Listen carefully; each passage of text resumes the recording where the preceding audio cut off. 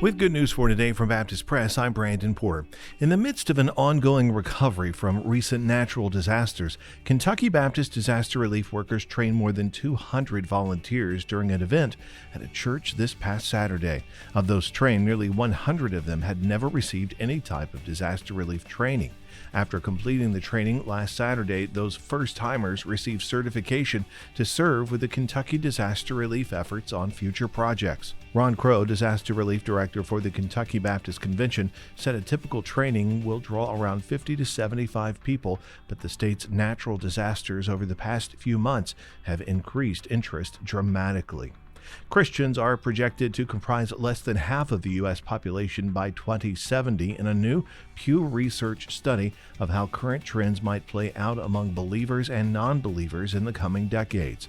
In the best-case scenario of how trends might continue to unfold, which Pew presents at the most unlikely and most optimistic possibility, they project Christians' share of the U.S. population to shrink from a current 64% to between 54% and 35% by 2070.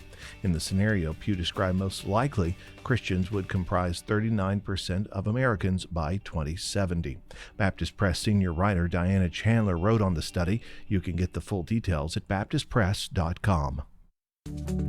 Good News for Today is made possible through our friends at the Voice of the Martyrs, a nonprofit organization that serves persecuted Christians around the world. Founded in 1967 by Richard and Sabina Wurmbrand, VOM is dedicated to inspiring believers to deepen their commitment to Christ and to fulfill His Great Commission, no matter the cost. Find out more and sign up for their free monthly magazine at vom.org/good news.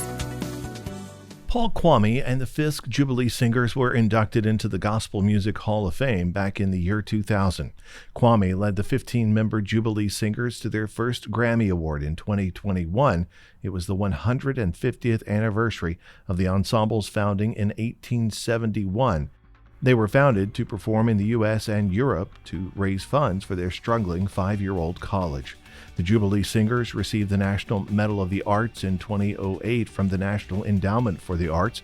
The ensemble traveled to Ghana in 2007, performing spirituals at Elmina Castle, one of the sites of a door of no return through which millions of Africans passed in the transatlantic slave trade. Kwami was one of 7 children. His father was a farmer and a music teacher. He first heard a spiritual sung at age 4, he said. He died this week at age 70 in Nashville.